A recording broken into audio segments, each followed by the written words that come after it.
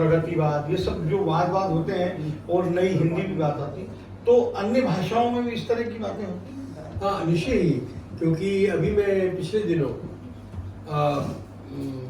French साहित्य का इतिहास में पढ़ रहा था, तो वो जब ध्यान आया कि बहुत आश्चर्यजनक ढंग से जो अभी मराठी साहित्य का जो इतिहास है और उसका जो विस्तार हुआ है, जिस तरह से यहाँ भी एक भक्ति काल रहा है और उस समय भक्ति के कवि रहे। ठीक वैसे ही मध्यकाल में बंगला भाषा में भी भक्ति की कविताएं लिखी गई हैं और वो हुआ है।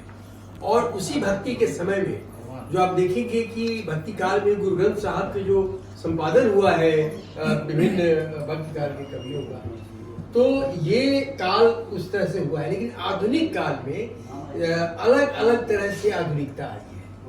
हिंदी में आधुनिकता जिस तरह से आई है, वो चूंकि भाषा का विकास हो रहा था और वो तो सबसे पहले आई है और लोग आ गए थे, शहरीकरण हुआ था और सारा कुछ वो महसूस किया तो हिंदी में हुई है। लेकिन जो दूसरी भाषाएं हैं, जैसे कि मैथिली में आधुनिकता आई है सन 60 के बाद नागार्जुन जैसे कवि लेके आए हैं। तो जो आधुनिक होकर विचार से गए तो उन्होंने वहां पर उसको किया, मैथिली में, भोजपुरी में और तमाम में। लेकिन जो बीच का मध्यकाल है वो सभी में एक तरह से।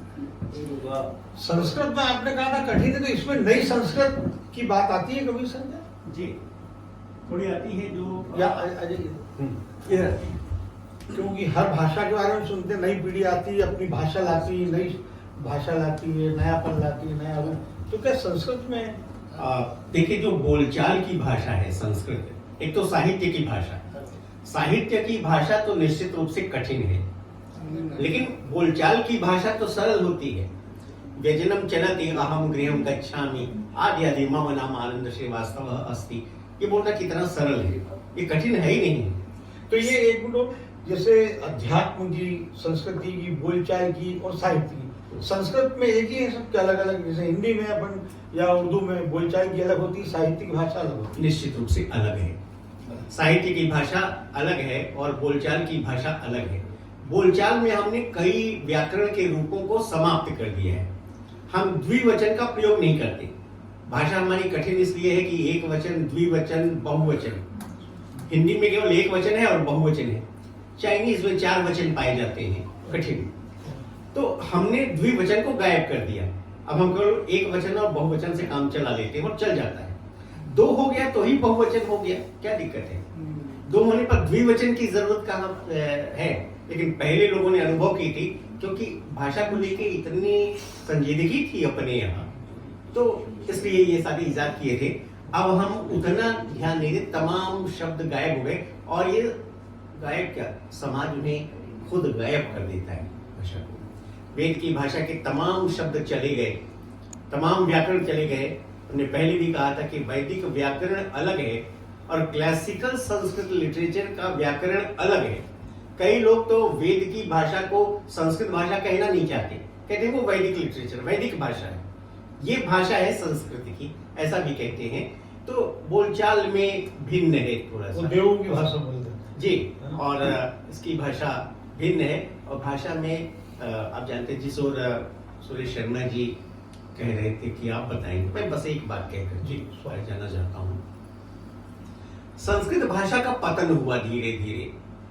एक समय था कि संस्कृत मातृभाषा थी, जन भाषा थी, सारे लोग बोलते थे, केवल पढ़े लिखे लोग नहीं, केवल अध्यापक नहीं, जो रथ चलाता था सूत वो भी बोलता था। और महाभाष्य जो व्याकरण का बड़ा ग्रंथ है, उसमें संवाद है, रथ पर बैठा हुआ व्यक्ति और रथकार से, जो रथ हाँक रहा है। कितने हजार साल पहले? ये 2500 साल लगभग, जब नाट्यशास्त्र लिखा जा रहा था, भरत मुनि लिख रहे थे, उसी समय महाभाष्य भी आया। महाभाष्य जिन्होंने योग दर्शन पतंजलि सब जानते हैं, उन्होंने महाभाष्य भी लिखा। तो वहां जो डायलॉग है दोनों के बीच में, या तमाम उदाहरण हैं, वो डायलॉग बताते हैं कि आम आदमी भी संस्कृत बोल रहा था। आम आदमी की भाषा थी, जैसे बोलचाल की भाषा थी और जन भाषा थी, मातृभाषा थी। अब क्या हुआ कि चलते चलते भगवान बुद्ध का आविर्भाव होता है। भगवान बुद्ध उस कालखंड में इतने ज्यादा प्रभावशाली हैं कि वो संस्कृत हाशिए पर चली गई और वो प्राकृत में उपदेश दे रहे थे, जिसे बाद में हमने एकत्रित किया, पाली भाषा में लेकर के आए। तो वो संस्कृत और पाली भाषा को राज्याश्रय भी प्राप्त हो गया। बौद्ध धर्म को सम्राट अशोक ने बौद्ध धर्म का प्रचार प्रसार किया, राज्याश्रय प्राप्त हो जाएगा, राजा उसे अपना लेगा तो निश्चित रूप से वो भाषा बढ़ जाएगी और संस्कृत नंबर 2 पर चली गई। नहीं तो संस्कृत नंबर 1 पर भगवान बुद्ध के पहले तक वो धड़ल्ले से तेजी से आ गई। सर एक बात